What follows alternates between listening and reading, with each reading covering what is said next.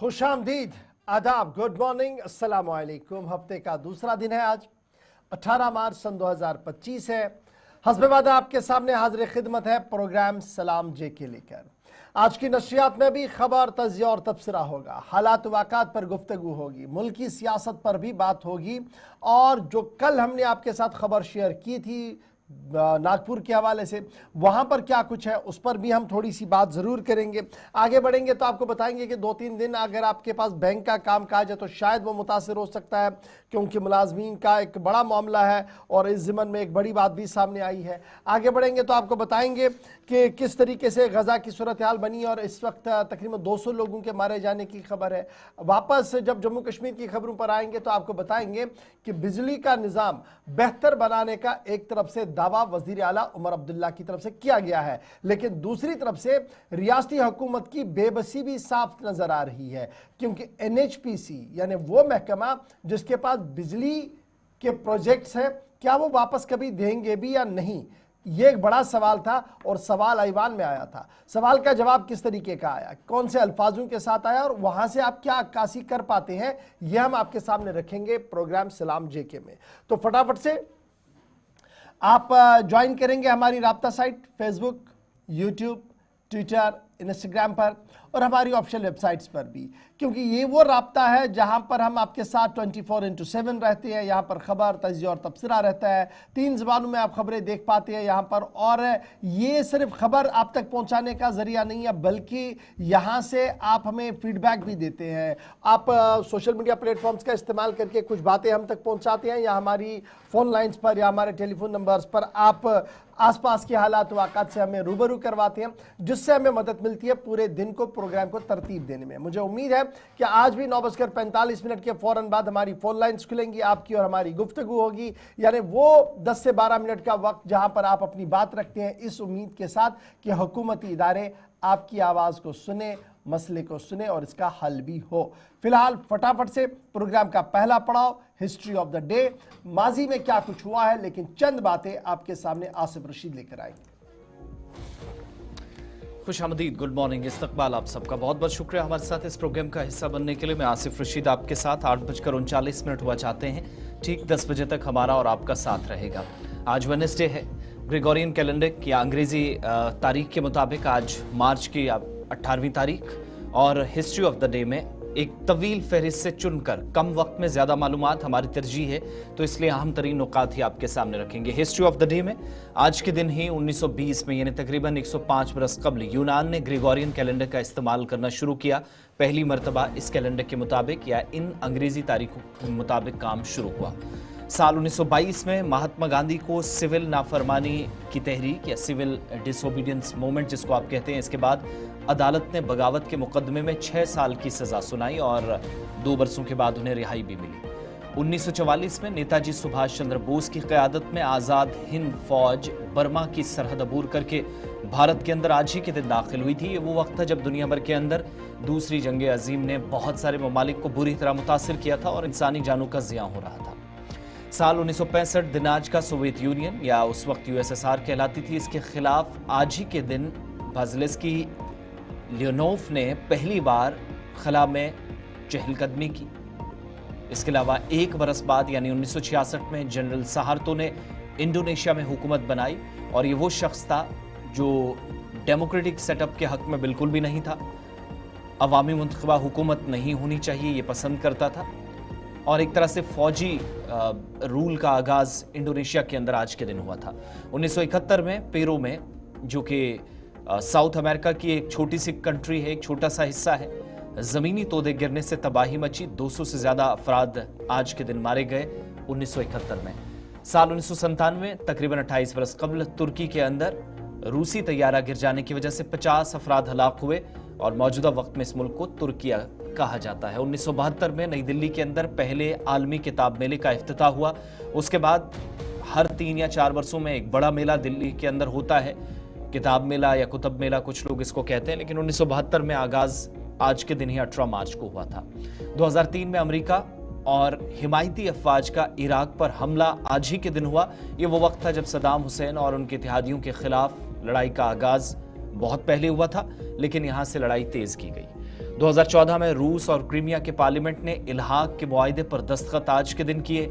इससे तकरीबन 7 बरस कबल 2007 में पाकिस्तान क्रिकेट टीम के कोच बॉब वुलमर का इंतकाल हुआ और वेस्टइंडीज के अंदर आप सबको याद होगा वर्ल्ड कप हो रहा था। इसी दौरान उनकी मौत ने कई सवाल खड़े कर दिए थे। तहकीकात में बाद में कुछ लोगों ने कहा कि उन्होंने सुसाइड किया है, कुछ लोगों ने कहा कि उन्हें मारा गया एक साजिश के तहत। शायद पाकिस्तान मैनेजमेंट के अंदर भी कुछ लोग पसंद नहीं करते थे, लेकिन इस तरह की कोई बात बाद में वाज़ेह तौर पर सामने नहीं आई। बहरहाल आज उनकी बरसी है। क्रिकेट की दुनिया से वाबस्ता लोग खासतौर से उन्हें याद कर रहे हैं। 1938 में बॉलीवुड की मशहूर अदाकार शशि कपूर की भी आज पैदाइश हुई है। आज उनका जन्मदिन है। अहम शख्सियात की जानिब से उन्हें खराजे तहसीन पेश किया जा रहा है। उनकी काविशों को, उनकी मेहनत या शशि कपूर ने और बाकी साथियों के लिए जो रास्ते खोले, उन्हें आज याद किया जा रहा है। 1938 में इनकी पैदाइश आज ही के दिन हुई थी।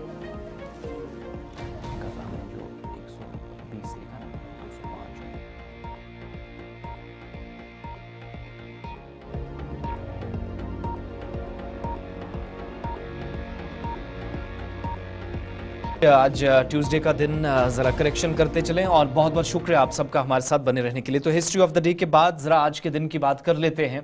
और ये जिस दिन से हम गुजर रहे हैं या जिस वक्त में आप तक खबरें पहुंच रही हैं, इस प्रोग्राम में बराह रास्त आपके सामने है।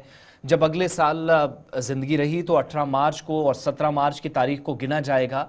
तो हिंदुस्तान की कुछ रियासतों के लिए एक इस तरह से आप कह सकते हैं कि बुरी खबरें भी कुछ रियासतों के लिए, उस एतबार से ये दिन बिल्कुल भी अच्छा नहीं है। हिस्ट्री ऑफ द डे के बाद सीधा खबरों की तरफ और बैनुल-अक़वामी और कौमी खबरों में सबसे पहले आपके सामने महाराष्ट्र रियासत से खबर रखते हैं, जहां पर नागपुर जो अपनी मुनफरिद पहचान रखता हुआ इलाका या शहर आमतौर पर दिखाई देता था, लेकिन गुज़श्ता 15 घंटों से नागपुर इस वक्त सुलग रहा है। सूरत हाल बहुत ख़राब है और पथराव, झड़पें, आंसू गैस के गोले दागना और 2 ग्रुपों की झड़पों के बाद इस वक्त मुतअद्दिद हिस्सों के अंदर कर्फ्यू नाफिज कर दिया गया है।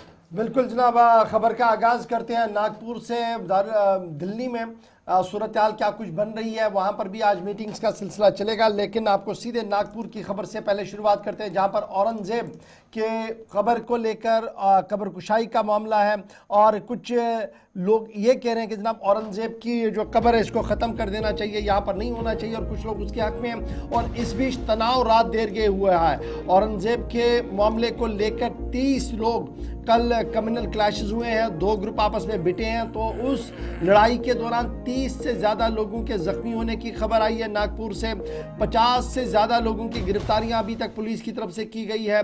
और जिस तरीके की वायलेंस बढ़ी है, जिस तरीके की हिंसा और जिस तरीके से तशद्दुद भड़क उठा है, उससे पूरा महाराष्ट्र जो है वो आहिस्ता आहिस्ता करके अब इस लपेट में आना शुरू हो गया है। औरंगज़ेब के मकबरे को तोड़ने और औरंगज़ेब के मकबरे पर आसार कदीमा की तरफ से जो रुकूमात फराहम की जा रही है, उस पर भी तनाज़ा पहले से ही खड़ा था।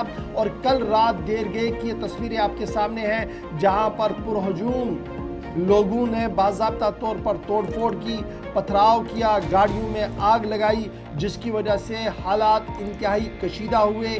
सेक्शन 144 को इम्पोज करना पड़ा है और कई इलाकों के अंदर इस वक्त कर्फ्यू जैसी सूरत हाल बना दी गई है।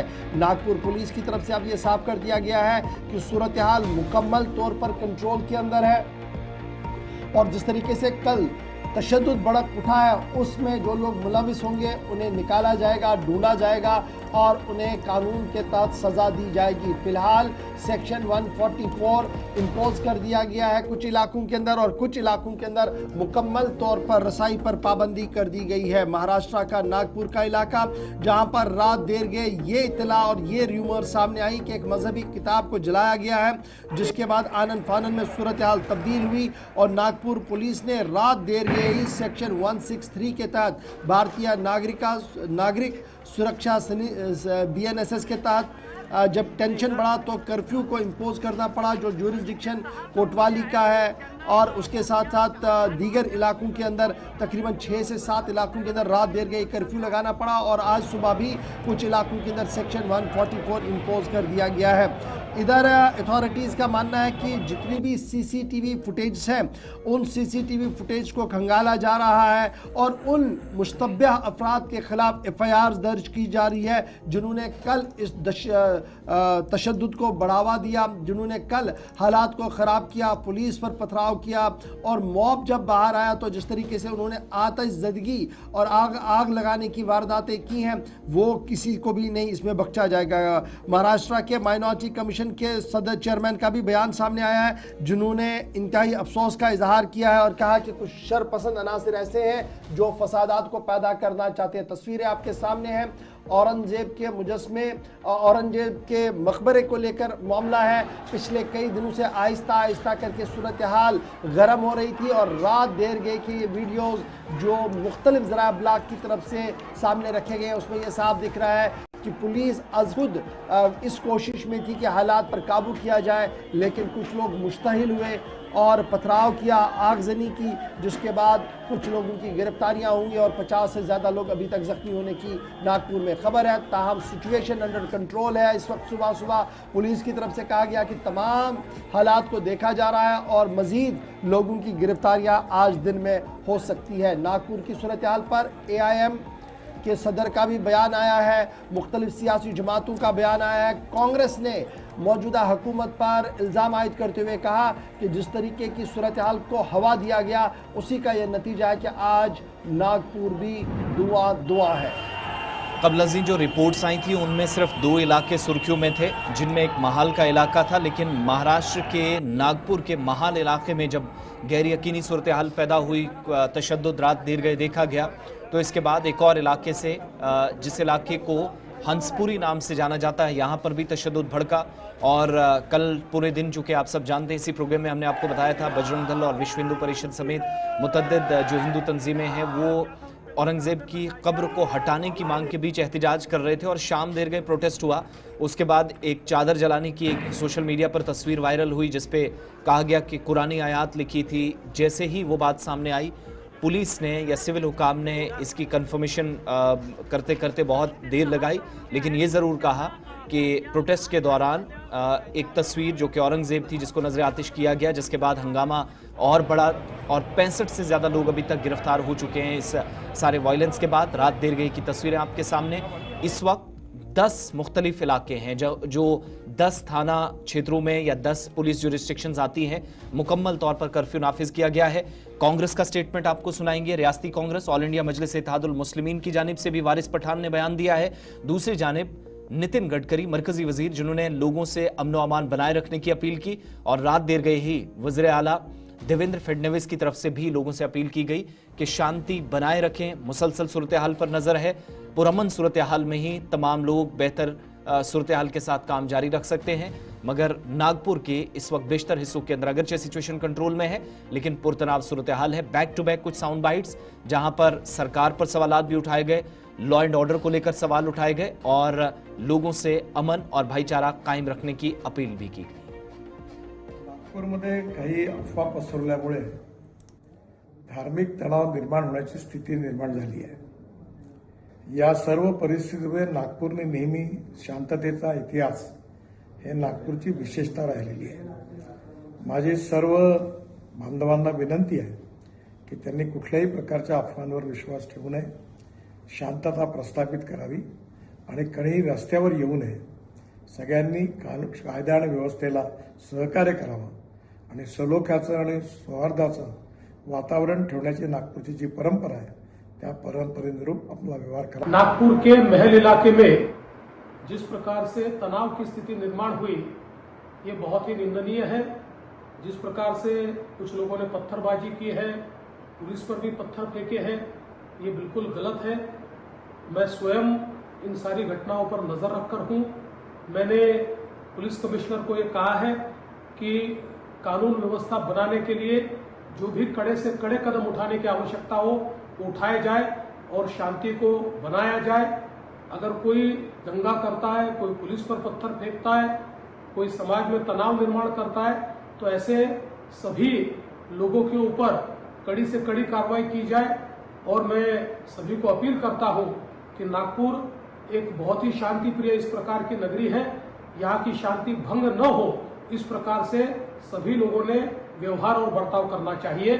और कोई भी अगर इस प्रकार से तनाव निर्माण करने का प्रयास करेगा तो उसके ऊपर बहुत कड़ी कार्रवाई की जाएगी। देखिए, अभी हमको भी जानकारी मिली कि नागपुर के अंदर कुछ पथराव हुए, वायलेंस हुए, तो हम तो हर किस्म की वायलेंस का पुरजोर से खंडन करते हैं। वायलेंस नहीं होना चाहिए, सभी को कायदे कानून का पालन करना चाहिए। पर ये क्यों हुआ, किस लिए हुआ, ये सब चीज की पूरी तरह से महाराष्ट्र सरकार को जांच करनी चाहिए। देखिए, हम तो कितने दिनों से बोल रहे हैं कि महाराष्ट्र के अंदर कुछ बीजेपी के ऐसे नफरती चिंटू आ गए जो बस दिन भर आग भड़काने का काम कर रहे हैं, नफरती भाषणबाजी कर रहे हैं। अभी कल भी इनका एक बाहर से आए थे हैदराबाद से, उन्होंने आके पुणे के अंदर एक भाषण दे दिया।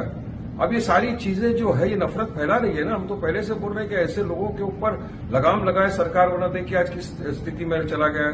अब महाराष्ट्र के अंदर हुआ, हम बोल रहे थे कि महाराष्ट्र में काफी दिनों से कुछ लोग चाहते हैं कि तनाव पैदा हो, चाहते हैं कि नफरत बढ़े, चाहते हैं कि इस तरह का। ये हम नागपुर वासियों के लिए काफी दुर्भाग्यपूर्ण घटना है। नागपुर का इतिहास, नागपुर शहर जब बसाया गया 300 साल हुए। नागपुर में सर्वधर्म समभाव भाईचारा ये चरम पर है। जब पूरे हिंदुस्तान में दंगल होती थी तब भी नागपुर में कभी दंगल नहीं हुई। यहाँ रामनवमी को राम का रथ हिंदू मुस्लिम मिलकर खींचते हैं। यहाँ संत ताजुद्दीन बाबा के यहाँ जितने मुस्लिम जाते हैं उससे कई ज़्यादा हिंदू जाते हैं। ताजबाग जो आधे किलोमीटर पर है वहाँ से मुस्लिम लोग जुलूस लेके आते हैं।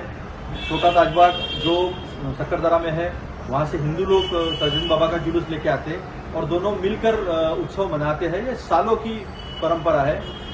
जिसने किसने भी ये राजनीतिक षड्यंत्र कर नागपुर की शांतता को भंग करने की कोशिश की अपने राजनीतिक कारणों के लिए।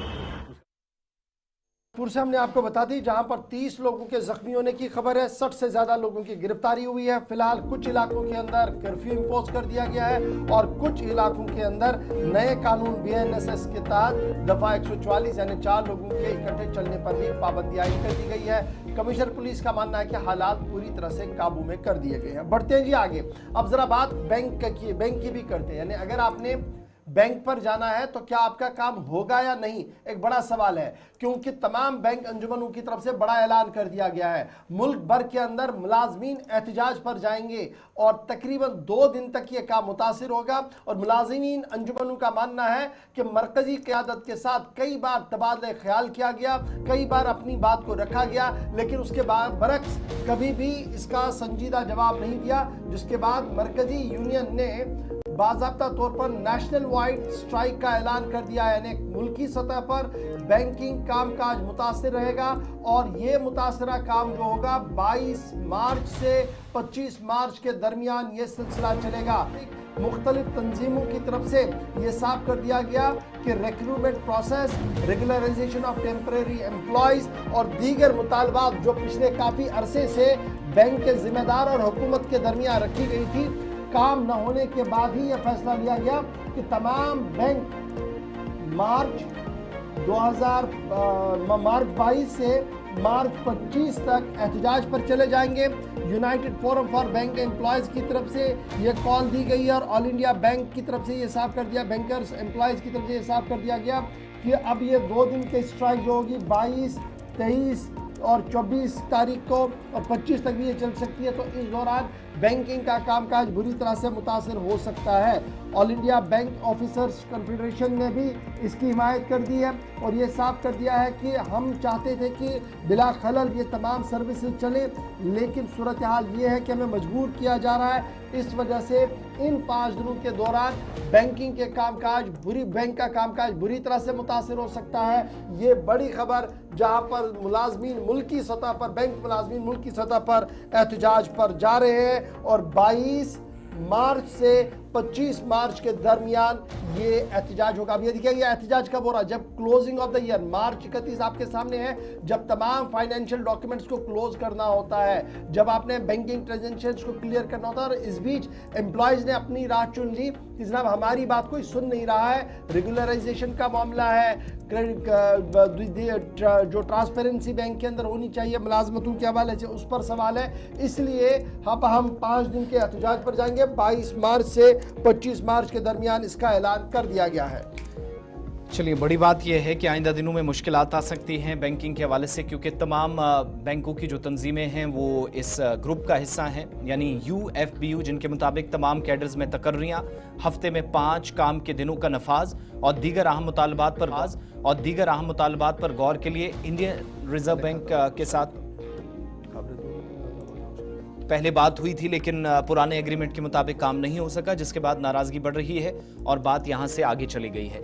आगे बढ़ते हैं और बात जरा मशरक़ वस्ता से भी आपको बताते हैं, जहां पर इंतहाई तशवीशनाक सूरत हाल है। सीज फायर आगे बढ़ नहीं सका है और गजा पट्टी के अंदर गुज़श्ता 8 घंटों के दरमियान 35 से ज्यादा फिजाई हमले इजरायली अफवाज की जानिब से किए गए हैं। शदीद बमबारी में अब तक मरने वालों की तादाद 205 तक पहुंच गई है। 150 से ज्यादा लोग जख्मी हैं और इजराइल ने रात भर जो 35 फिजाई हमले किए हैं, मकामी इदारों, मीडिया, हेल्थ अथॉरिटीज और दीगर की जानिब से इन हमलों की तस्दीक भी कर दी गई है।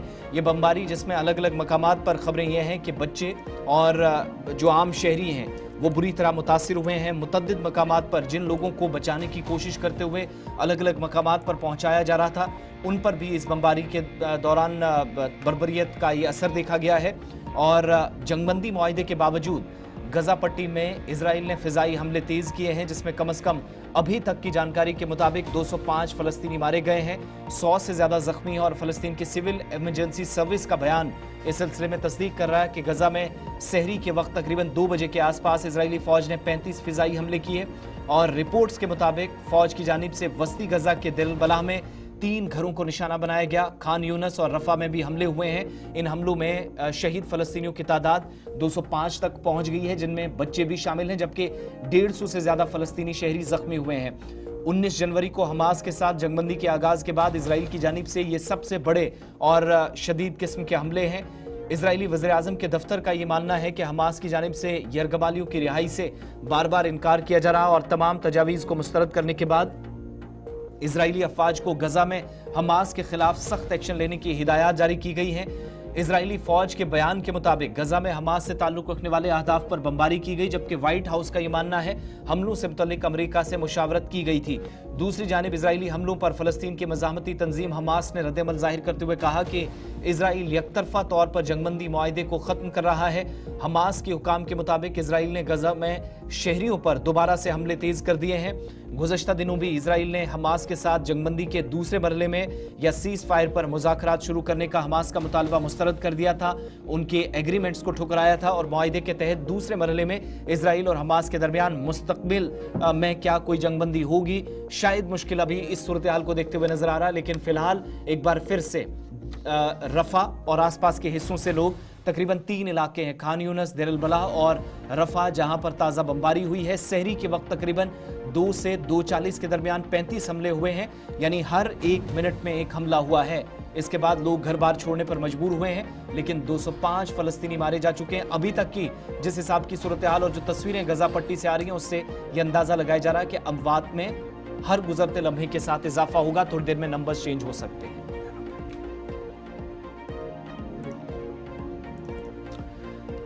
चलिए, प्रोग्राम सलाम जी के जारी रहेगा। वक्त एक छोटे से ब्रेक का है, फौरन लौटेंगे तो मजीद खबरें आप तक पहुंचेंगी। जम्मू कश्मीर का रुख करेंगे और शुमाली कश्मीर आपको लिए चलेंगे, जहां पर एक बड़ा ऑपरेशन चल रहा है। जम्मू कश्मीर असेंबली में आज भी हंगामे के आसार, कल पूरे दिन क्या हुआ, मोटे तौर पर कुछ चीजें आपके सामने रखेंगे।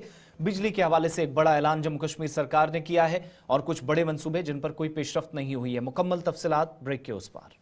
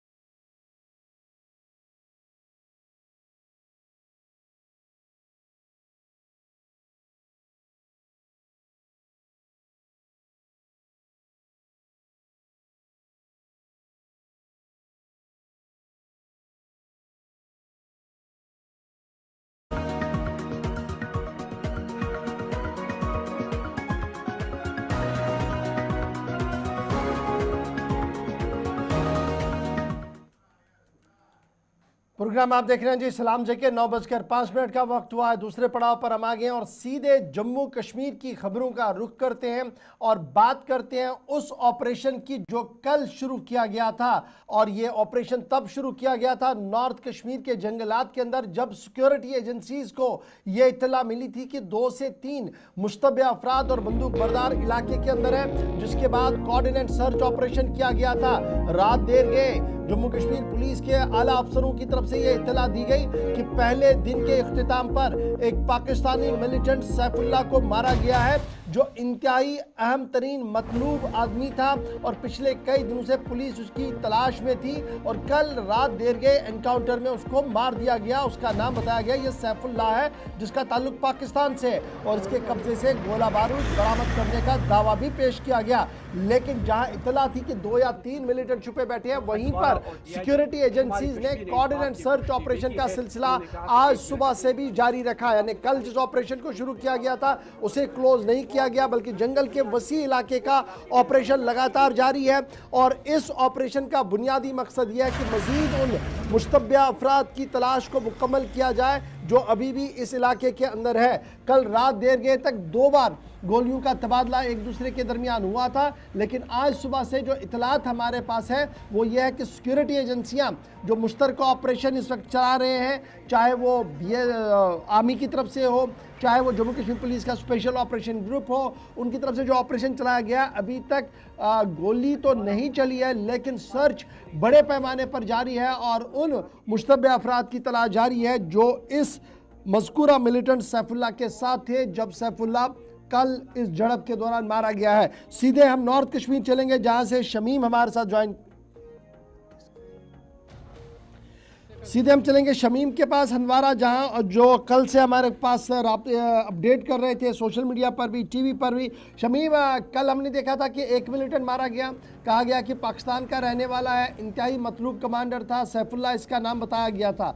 कब्जे से हथियार भी मिला है और कल पुलिस ने बाज़ाब्ता तौर पर रात देर के जो ब्रीफिंग की उसमें डिटेल्स तो दे ही दी थी। लेकिन ऑपरेशन के हवाले से खबर ये है कि आज ऑपरेशन दोबारा शुरू है, मुख्तलिफ इलाकों के अंदर सर्च चल रहा है और स्पेशली वो जंगल का इलाका जहां पर रात देर गए सिक्योरिटी एजेंसीज और फोर्सेस के बीच गोलियों का तबादला हुआ था।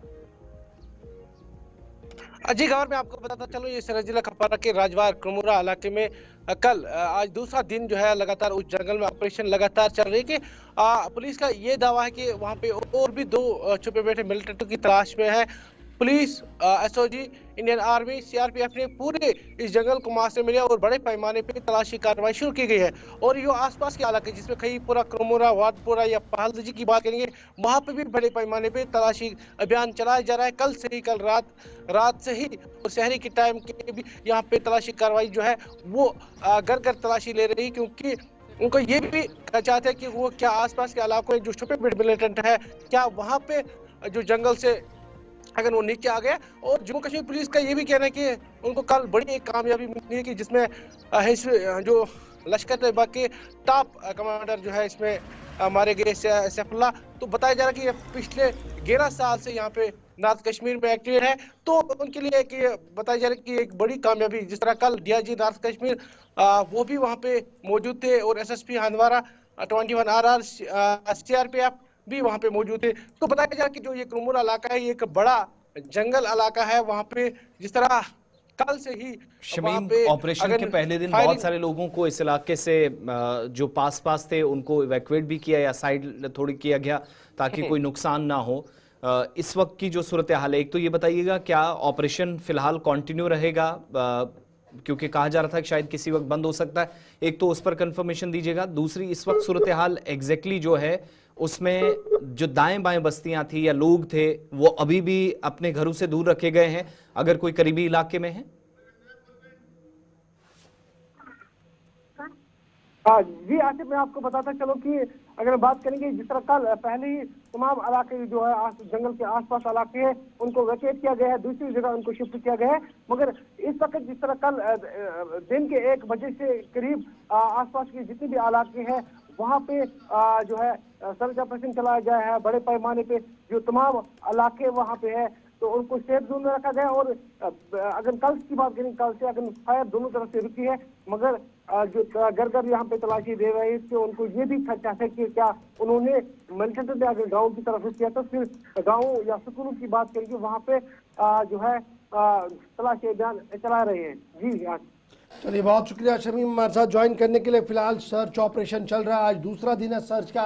कल एक पाकिस्तानी मिलिटेंट मारा गया था। मारे गए हुए मिलिटेंट की शिनाख्त सैफुल्लाह बताई गई है। बढ़ते जी आगे, बात जरा पुलिस की हो रही है, ऑपरेशंस की हो रही है, तो पुलिस सरबराह की भी खबर आपको बताते चले। और पुलिस सरबराह की तरफ से इस बात का ऐलान कर दिया गया है कि अवामी राब्ता मुहिम को और तेज किया जाएगा। थाना दिवस के बाद अब बजाते खुद आला अफसर भी पुलिस के मिलेंगे और सबसे पहले डायरेक्टर जनरल पुलिस की पब्लिक आउटरीच प्रोग्राम को तश्कील दे दिया गया है। और इतलात के मुताबिक कल director general police Jammu Kashmir public grievance को सुनेंगे, अवामी शिकायत को आज खुद सुनेंगे। और इस ज़िमन में कल PCR श्रीनगर के अंदर डायरेक्टर जनरल पुलिस खुद मौजूद रहेंगे। ननिल प्रभात कल जो डायरेक्टर जनरल पुलिस है, कल PCR श्रीनगर के अंदर रहेंगे, PCR कश्मीर के अंदर मौजूद रहेंगे और सुबह 11 बजे से 1 बजे तक अवामी वफूद के साथ मुलाकात करेंगे ताकि अवाम को दरपेश मसाइल और मुश्किलात जो है उनका हल किया जाए। आपको याद होगा कि पूरे रियासत यूनियन टेरिटरी के अंदर मुख्तलिफ अजला के अंदर थाना दिवस चल रहे हैं, पुलिस स्टेशन के अंदर तकरीबात का इनकाद हो रहा है। लेकिन अब सीनियर अफसर्स भी अवाम से मिलेंगे और सबसे पहले director general police grievance redressal camp के अंदर मौजूद रहेंगे। और कल 11 से 1 के दरमियान DGP नलिन प्रभात जो है वो रहेंगे जी PCR के अंदर, पुलिस कंट्रोल रूम श्रीनगर के अंदर। और यहाँ से वो अवाम से उन वफूद के साथ मिलेंगे जो कल उनके साथ मिलना चाहते हैं। अब चलते हैं जी आदि, ये तो थी बात पुलिस की और पुलिस सरबराह की।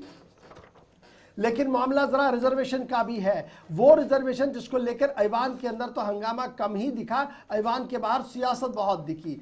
सज्जाद गनी लोन की प्रेस कॉन्फ्रेंस हुई, नेशनल कॉन्फ्रेंस ने ट्विटर वॉर खेला और इस बीच इतलात और खबर ये कि वजीर आला ने यह बात बताई कि 6 महीनों के अंदर अंदर कैबिनेट सब कमेटी अपना काम मुकम्मल करके आगे बढ़ेगी। लेकिन बहुजन समाज पार्टी मैदान में आई है और बहुजन समाज पार्टी ने बाज़ाब्ता तौर पर इस बात का ऐलान किया है कि असेंबली घेराव का प्रोग्राम होगा। और ये असेंबली घेराव का प्रोग्राम तब उन्होंने रखा जब मेंबर असेंबली की तरफ से एक सवाल एक मसवदा कानून तहरीर किया गया है डॉक्टर बशीर अहमद वीरी की तरफ से, जिसमें यह कहा गया है कि जिस तरीके से रिजर्वेशन को दिया गया है और एक मेजॉरिटी ऑफ चेंज को बाहर रखा जा रहा है, उसके खिलाफ ये धरना प्रदर्शन होगा। बजट सेशन जम्मू के अंदर जारी है और बजट सेशन के दौरान प्राइवेट मेंबर्स बिल आनी है। एक बिल जो डॉक्टर बशीर अहमद वीरी साहब की तरफ से दी गई है, जिसमें यह कहा गया है कि ये जो पूरा प्रोसेस है रिजर्वेशन का, इसको किस तरीके से रिन्यू किया जा सकता है, क्या कुछ किया जा सकता है, तमाम बातें उनकी तरफ से उनमें कही गई है।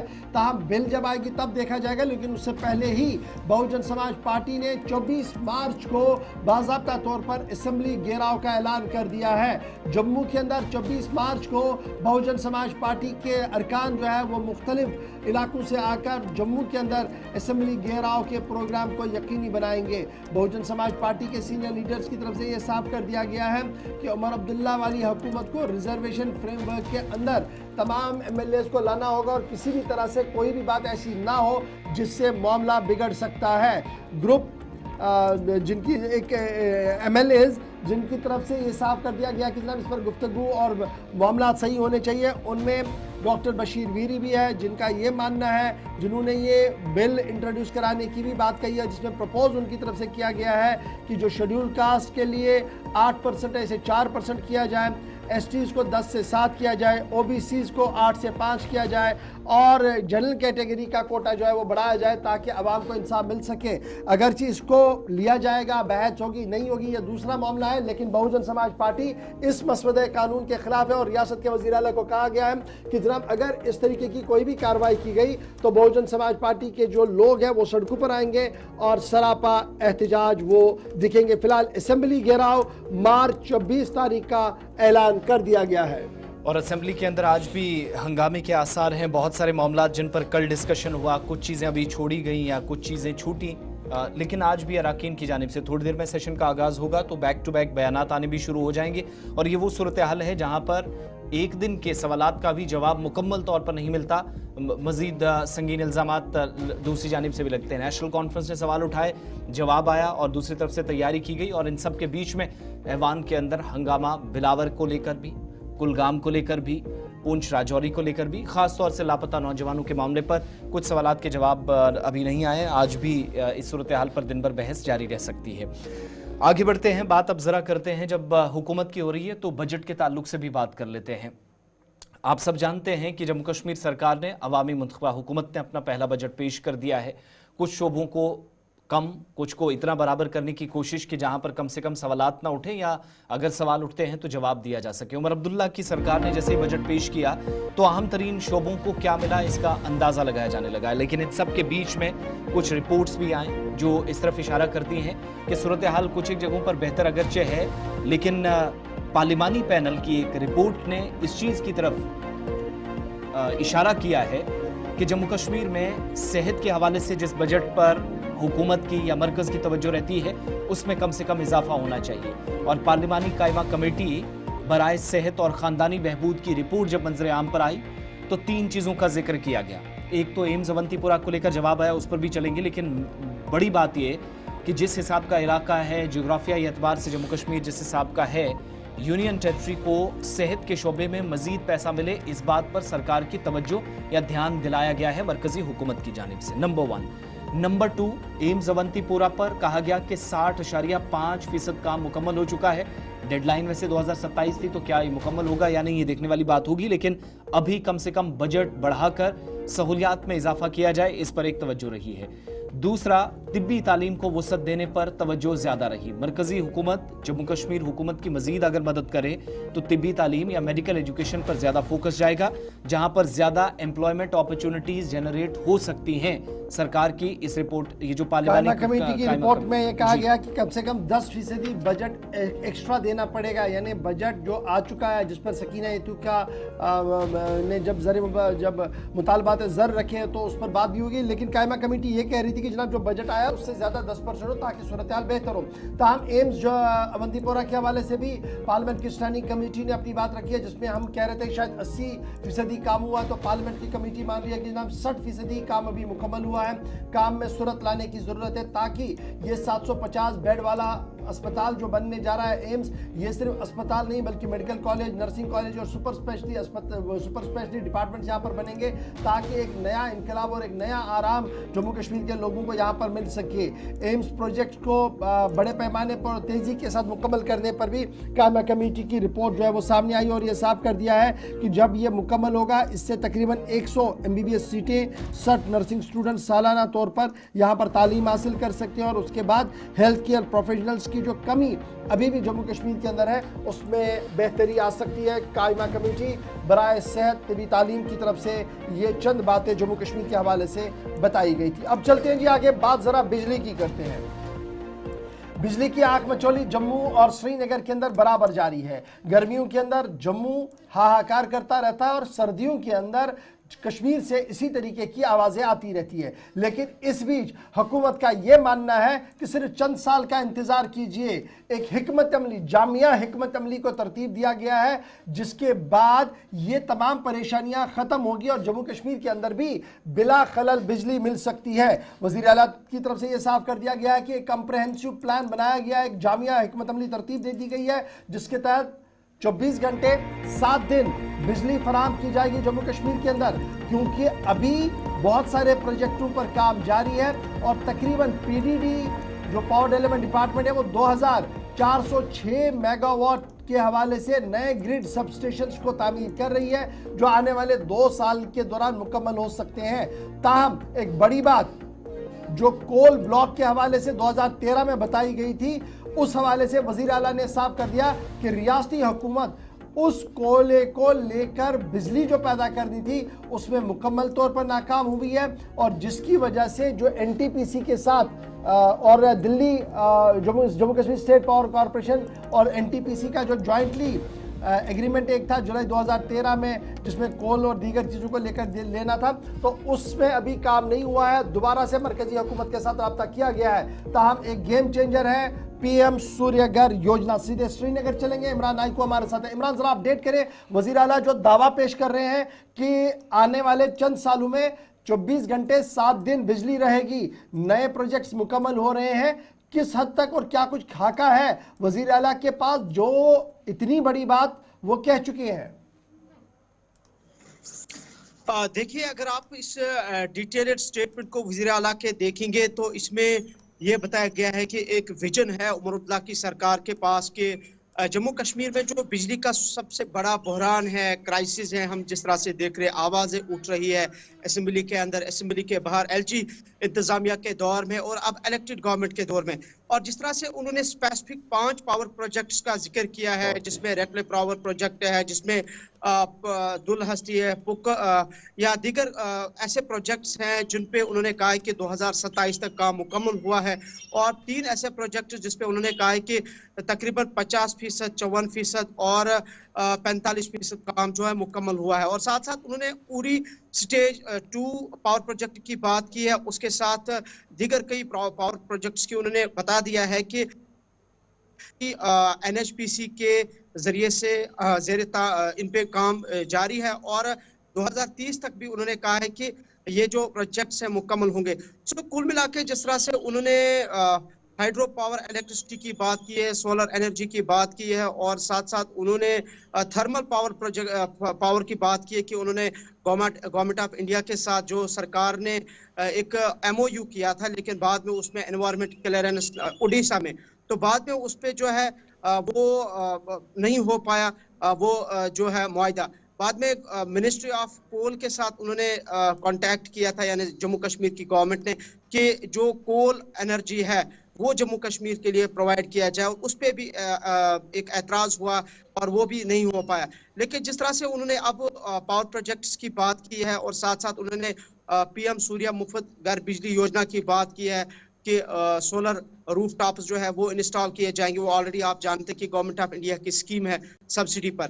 तो लेकिन ये एक विजन उन्हें बता दिया है, और साथ साथ जो पावर प्रोजेक्ट्स की उन्होंने बात की है कि 2027 तक जम्मू कश्मीर में जो बिजली का फुकदान है, जो डिमांड बिजली की है वो खत्म होगी अनटिल एंड अनलेस जो मेजर 3 पावर प्रोजेक्ट्स है, जो Chenab valley power project corporation private limited के जरिए से इस वक्त ज़ेर तामीर है चिनाब वैली में, तो वो पावर प्रोजेक्ट्स जब मुकम्मल होंगे, तकरीबन उनकी जो कैपेसिटी है वो 2500 मेगावाट की है। तो इन पावर प्रोजेक्ट्स के पाई तकमील तक पहुंचाने तक ये जो बिजली का मामला है, मसला है, ये हल होगा। दूसरा ये कि जिस तरह मैंने कहा कि थर्मल पावर की उन्होंने बात की है कि सोलर थर्मल पावर जो कोल ब्लॉक्स है वो गवर्नमेंट ऑफ इंडिया से उन्होंने रिक्वेस्ट की थी गवर्नमेंट ऑफ, लेकिन वो तो 2013 से इस्तेमाल नहीं है ना, अभी कोई काम ही नहीं हुआ है। यही सवाल अब इसी पे मैं बात करने जा रहा था कि जिन प्रोजेक्ट्स की उमर साहब ने बात की है, या जिस एग्रीमेंट की या जिस MOU की बात की है, ये तो कल की बात नहीं है, ये कई सालों से ये जो प्रोजेक्ट्स है ये होल्ड पर है, कहीं पे काम चल रहा है, कहीं पे सुस्त रफ्तारी है, कहीं जैसे उड़ी की मैं बात करूंगा, गांधरबल पावर प्रोजेक्ट की मैं बात करूंगा, वहां कहीं एनवायरमेंट क्लियरेंस NOC नहीं मिल रही है, तो कहीं फंड्स की कमी है। सो कुल मिला के ये फिलहाल फ्लोर ऑफ द हाउस ये कहना कि बिजली का जो मामला है यह हल हो जाएगा, लेकिन कब तक हल हो जाएगा इसका इंतजार करना पड़ेगा। लेकिन ज्वाइन करने के लिए फिलहाल एक खबर का एक पहलू ये है, वजीर आला का एक स्टेटमेंट जो ये कह रहे हैं कि सिर्फ आने वाले चंद सालों के अंदर अंदर 24 घंटे 7 दिन पावर रहेगी, और इस जिम्मे बिलाखलल बिजली देने के लिए इंतजामात उठाए किए जा रहे हैं और हिकमत अमली को तरतीब दिया जा रहा है। ये तो एक खबर है, लेकिन दूसरी खबर क्या है, क्या हुकूमत अपने असासों को बचा पाई है? एक बड़ा सवाल है, क्योंकि बिजली को लेकर ये मामला है। बताएंगे आपको ये बड़ी खबर क्या है और बेबसी हुकूमत के सामने किस तरीके से झलक रही है। छोटे से ब्रेक के बाद आएंगे, इस पर जरा गुफ्तगू करेंगे, फिर आपको यह भी बताएंगे कि निज़ाम तालीम मफलूज क्यों हो रहा है। हुकूमत ने आज खुद इसका एतराफ़ कर दिया है। छोटे से ब्रेक के फौरन बाद।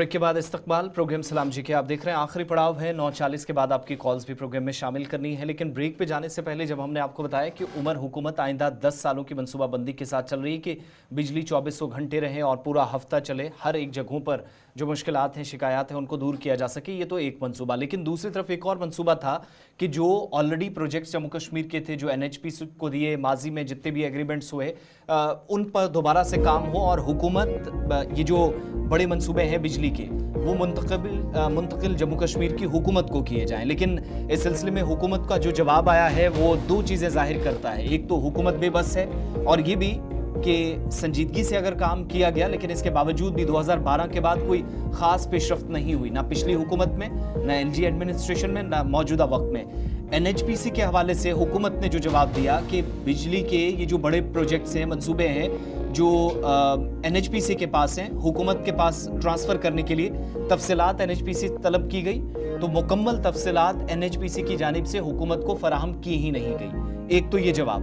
दूसरा, मंसूबे की असल कीमत या जो उसके अखराजात हैं, हुकूमत के इस जवाब के मुताबिक उसका भी कोई अंदाज़ा नहीं है। जो हुकूमती जवाब इस बात की तरफ इशारा कर रहा है कि साल 2012 में CSC रिपोर्ट बाज़ाब्ता तौर पर दी गई हाइड्रो इलेक्ट्रिक पावर कॉरपोरेशन के हवाले से, national hydro electric power corporation ने, और जम्मू कश्मीर असेंबली में जो जवाब आया उसमें कहा गया कि मुतलकीन से यानी NHP से सरकार ने बाज़ाब्ता तौर पर इस सिलसिले में जवाब तलब किया गया था। ना मुकम्मल तफसीलात आई और ना ही जो असल अखराजात हैं, असल जो कॉस्ट इस मंसूबे की है कि अगर प्रोजेक्ट वापस जम्मू कश्मीर हुकूमत NHPC से लेगी, एग्रीमेंट कोई यहाँ से आगे होता है, कोई मफाहमतनामे पर दस्तखत होते हैं, आगे जाकर कोई MOU साइन होता है, तो क्या होगा। लेकिन उससे पहले ज़रूरी ये था कि माजी के हाल अव्वल को जाना जाए। मगर हुकूमत की बेबसी बता रही है कि हमने सवाल पूछा था, तफसीलात फराहम करेंगे, लेकिन NHPC से संजीदा जवाब अभी तक मौसूल नहीं हुआ। बड़ी बात यह कि NHPC का मामला है जहां पर पावर प्रोजेक्टों की बात हो रही है और हुकूमत की बेबसी यहां पर तब दिखी जब नेशनल हाइड्रो पावर कॉरपोरेशन ने हाई पावर कमेटी जो जम्मू कश्मीर गवर्नमेंट ने उस वक्त बनाई थी, कैबिनेट सब कमेटी बनाई थी, जिन्होंने तमाम तफसीलात 2011 में जमा की थी, और उसके बाद पावर प्रोजेक्ट को कैसे वापस लिया जाए मरहलावार तरीके से एक सिस्टम तरतीब दिया था। उसमें चंद डिटेल्स NHPC से मांगी गई थी। NHPC ने ख़त लिखा था कि आप हमें जी कैबिनेट कमेटी की वो सारी डिटेल्स दे, तो डिटेल्स फराम की गई। लेकिन NHPC ने 2011 से 2025 तक अभी तक भी उस पूरे मामले पर कोई कदम नहीं उठा है। CSC यानी कैबिनेट सब कमेटी ने रिकमेंड किया था कि हम टेक ओवर करेंगे सलाल को, डलहस्ती को, उरी 1 को, हाइड्रो इलेक्ट्रिक प्रोजेक्ट्स जो ट्रांसफ़र किए गए NHPC को एक MOU के ज़रिए से, और इसको हमने गवर्नमेंट को वापस करना था जुलाई 2000 के आसपास। 2025 भी आया लेकिन NHPC की तरफ से कोई भी वाज़ेह हिकमत अमली तरतीब नहीं दी गई है। रादर ना हुकूमत के पास अभी कोई क्लू है कि क्या इन्हें वापस लिया जाएगा या नहीं। MLA छानपोरा मुश्ताक अहमद गुरु की तरफ से सवाल पूछा गया था, तहरीरी सवाल का जवाब वज़ीर आला उमर अब्दुल्ला ने दिया, और फिर यह भी साफ कर दिया कि मजीद पावर प्रोजेक्टों को फिलहाल NHPC को नहीं सौंपा जाएगा। ये बिजली की कहानी दूसरा पहलू खबर का था। लेकिन अब बढ़ते हैं जी आगे, जरा बात तालीम की करते हैं, स्कूलों की करते हैं, दरसी निज़ाम की करते हैं, क्योंकि निज़ाम बेहतर हो, टीचर्स स्टूडेंट रेशो बराबर हो, इस ज़िमन में बड़ी बड़ी बातें होती है। सरकारी स्कूलों की कहानियाँ तो ये है कि जहाँ पर उस्ताद ज़्यादा है तो टीचर कम है, टीचर ज़्यादा है तो हमारे पास तलबा कम है, यानी कहीं पर टीचर ज़्यादा है तो तलबा कम है, तलबा ज़्यादा है तो टीचर कम है। इसको रैशनलाइज करके चलाने की कोशिश की जा रही है। ताहम हुकूमती इदारों का मानना है कि यह निज़ाम और ज़्यादा कमज़ोर तब हुआ जब 2019 के बाद भर्ती अमल पर रोक लगा दी गई, और 2019 के बाद कोई भी भर्ती इस ज़िमन में नहीं हुई है। 2019 के बाद कोई भी नॉन रिक्रूटमेंट सिंस 2019 से सरकार के ऑफिशियल वर्ड्स हैं एजुकेशन डिपार्टमेंट के अंदर, और ये साफ कर दिया गया कि जम्मू कश्मीर के अंदर असातिज़ा की कमी और तदरीसी गैर तदरीसी अमले की कमी की वजह साफ झलक रही है, और कोई भी पॉलिसी हुकूमती इदारों के पास नहीं है, महकमा तालीम के पास नहीं है कि वो मज़ीद स्कूलों को हायर लेवल पर ले जाए। यानी मुख्तलिफ MLAs ये पूछ रहे थे, जनाब 1940 से 1960 से 1980 से हमारे पास हाई स्कूल है, इसको हायर सेकेंडरी कीजिए, हायर सेकेंडरी को कम से कम कॉलेज लेवल पर लाइए। तो ये सारी बातें जब MLAs बता रहे थे तो डॉक्टर सकीना मसूद जो है उनकी तरफ से खड़े होकर ये कहा गया कि जनाब इसमें कोई शक नहीं है, 2019 के बाद मेगा रिक्रूटमेंट जो होनी चाहिए थी डिपार्टमेंट में वो हुई नहीं। दूसरा ये कि फिल वक्त हुकूमत के पास कोई भी अपग्रेडेशन ऑफ स्कूल्स का कोई भी मंसूबा नहीं है और तमाम एफर्ट्स ये की जा रही हैं कि रैशनलाइजेशन सही तरीके से हो ताकि बच्चों और उस्तादों के बीच जो रेशियो है वो मुकम्मल तौर पर आ सके। याद रखिएगा, जम्मू कश्मीर हुकूमत के पास फिल वक्त 18,723 सरकारी स्कूल है, जिनमें 8,940 के करीब प्राइमरी स्कूल है, 7,255 मिडिल स्कूल है और 1,744 हाई स्कूल है और इसी तरीके से कुल मिलाकर 781 हायर सेकेंडरियां हैं। ये अदाद-ओ-शुमार भी कल दे दिए गए हैं। ताहम ये साफ कर दिया गया कि वैकेंट पोस्ट जो जनरल लाइन टीचर्स के हैं वो फ्रीज हो चुके हैं, अभी तक नहीं चल रहे हैं। और फिर RRETs जो ग्रेड 2 टीचर्स थे, ग्रेड 3 वाले थे, वहाँ पर भी सैक का एक डिसीजन आया है 2018 में और उनकी सैलरीज का इशू पड़ा हुआ है। इसलिए निज़ाम तालीम के अंदर बहुत सारे बुनियादी मसले हैं जिनकी ओर तवज्जो तो दी जा रही है, हल होने के लिए कुछ वक्त चाहिए। लेकिन बड़ी बात और खाका सकीना मसूद की तरफ से खींचा गया है जिसमें उन्होंने इस बात का एतराफ़ किया कि मज़ीद अपग्रेडेशन फ़िलहाल नहीं होगी, रैशनलाइजेशन पर काम किया जाएगा और भर्ती अमल 2019 के बाद हुई नहीं है। और सवाल ये भी था कि मुख्तलिफ इलाकों के अंदर जो स्कूल बंद हुए, परसों भी एक जवाब आया, बल्कि एक फ्राइडे से पहले एक जवाब आया था और दूसरा अब कि ये जो मुलाजमतों का मामला है ये तातुल का शिकार है, तो यहाँ से आगे हुकूमत के लिए बढ़ पाना इतना आसान नहीं है जब तक चीज़ें डिसाइड होती हैं ऑफिशियली। दूसरी बात ये कि अभी जो पुराने स्कूल हैं, कितने स्कूलों को अपग्रेड करना है, इस मंसूबे पर सरकार के मुताबिक कोशिश की जाएगी, लेकिन जो परेशानी है उस पर असल में कोई जवाब नहीं। मुतअद्दिद अरकान की जानिब से ये सवाल उठाया गया था हाउस के अंदर। थोड़ी देर में जब कार्रवाई होगी, बहस का आगाज़ होगा तो मज़ीद इस पर तफसीलात भी सामने आएंगी। एक और बड़े मंसूबे की बात करते हैं और बात अब ज़रा शहर श्रीनगर की, जिसके लिए साल 2017 में एक मंसूबा बना, जिसके बाद तकरीबन आज आप देखेंगे जब आपको खबर हम बता रहे हैं 8 बरस बीत गए हैं। यानी जो मेट्रो के लिए प्रोजेक्ट या मेट्रो मंसूबा था वादी कश्मीर में श्रीनगर के लिए, वो भी ताख़ीर का शिकार हो रहा है। उसमें बहुत सारी वजूहात सामने आई हैं कि साल 2017 में जिस मेट्रो प्रोजेक्ट की बात हुई थी पहली मरतबा, जिसको ग्रीन सिग्नल देने की बात कही गई थी, वो वक्त गुजरने के साथ साथ नहीं हो सका और मरकज़ से मंजूरी ना मिलने के बाद ये मंसूबा ताख़ीर का शिकार हो रहा है। नज़रसानी शुदा जो DPR है, डिटेल प्रोजेक्ट रिपोर्ट तैयार की गई है, उसको जब तक मरकज़ से ग्रीन सिग्नल ना मिले तब तक ये 4,893 करोड़ की जो रिपोर्ट है या DPR तैयार किया गया है वो भी आप कह सकते हैं कि वक्त ज़ाया करने वाली बात है। और श्रीनगर मेट्रो प्रोजेक्ट साल 2017 था जब पहली बार तजवीज़ रखी गई कि इस तरह का मंसूबा होना चाहिए और एक मंसूबा जो मुख्तलिफ मराहिल से गुजरेगा, 2 मुख्तलिफ फेसेस में बनाने की बात कही गई थी। कुल मिलाकर 2 कॉरिडोर्स जिसमें 25 किलोमीटर का ये जो डिस्टेंस है वो कवर, ये कॉरिडोर 2 कॉरिडोर्स के साथ 25 किलोमीटर का डिस्टेंस कवर करेगा। 2 मुख्तलिफ मराहिल में इसको मुकम्मल किया जाएगा। प्रोजेक्ट शुरुआत में जो इसकी इस पर तखमीना लागत था वो 4,893 करोड़ बताया गया और 2 फेसेस में बनाने की बात कही गई। 25 किलोमीटर टोटल एरिया कवर करने की बात और 2 कॉरिडोर्स, इसमें एक HMT जंक्शन से श्रीनगर वाली साइड से इंदिरा नगर वाली साइड से और दूसरा उस्मानाबाद से हजूरी बाग तक। तो ये 2 फेसेस थे जो 4,893 करोड़ की DPR या डिटेल प्रोजेक्ट रिपोर्ट के मुताबिक बनने थे। श्रीनगर का मेट्रो प्रोजेक्ट जो उन एरियाज़ के अंदर, ख़ास तौर से शहर श्रीनगर में जहाँ पर आबादी बढ़ रही है, एक बड़ा मसला है, परेशानियाँ काफ़ी ज़्यादा हैं और मौजूदा वक्त में मुतअद्दिद रिपोर्ट्स आई हैं कि अर्बनाइजेशन ने भी बहुत सारे मसाइल हुकूमती इदारों या आम शहरियों के सामने खड़े कर दिए हैं। तो इन मुश्किलात का अजाला करने के लिए ministry of housing and urban affairs MOHUA Bharat सरकार की जानिब से बाज़ाब्ता तौर पर जो पेशरफ्त होनी थी वहीं से ताख़ीर का शिकार ये पूरा मंसूबा हुआ है। और इस वक्त जब हम इंतज़ार कर रहे हैं कि शायद ये मेट्रो प्रोजेक्ट 2025 आते आते जिस पर काम होना चाहिए था उस पर अभी जो दोबारा DPR तैयार किया गया, रिवाइज्ड DPR था, उस पर अभी तक कोई तवज्जो दी नहीं गई, उसको भी ग्रीन सिग्नल मिलना अभी बाकी है। सैयद इरफान फाजिल के पास चलेंगे, श्रीनगर से हमें ज्वाइन कर रहे हैं। सैयद इरफान फाजिल, मजीद हुकूमती सतह पर जो ये बताया जा रहा है कि ये पूरा मंसूबा जो है वो ताख़ीर का शिकार हुआ है, क्या मुकम्मल तफसीलात आपके पास हैं? वजूहात ये जो 2-4 गिनकर हमने बताई हैं सिर्फ यही हैं या कुछ और हैं? फिजिबिलिटी सर्वेज जो मकामी सतह पर करने थे 2 मुख्तलिफ फेसेस में, वहाँ कुछ मसला है? देखिए आसिफ रशीद साहब, जहां तक श्रीनगर मेट्रो प्रोजेक्ट के हवाले से जिस तरीके से आप भी बता रहे थे और वजाहत के साथ आपने अप्रूवल के बारे में बात की या डिले प्रोसेस जो चल रहा है, डीपीआर जिसका तकरीबन 4,800 करोड़ है, जो अभी भी मैं कह सकता हूं कि जिसको अभी ग्रीन सिग्नल नहीं मिल पा रही है। सो फar अगर देखा जाए तो कई सारे स्टेप्स जो है वो देखने को मिल रहे हैं जिसमें कंस्ट्रक्शन को रोका गया है।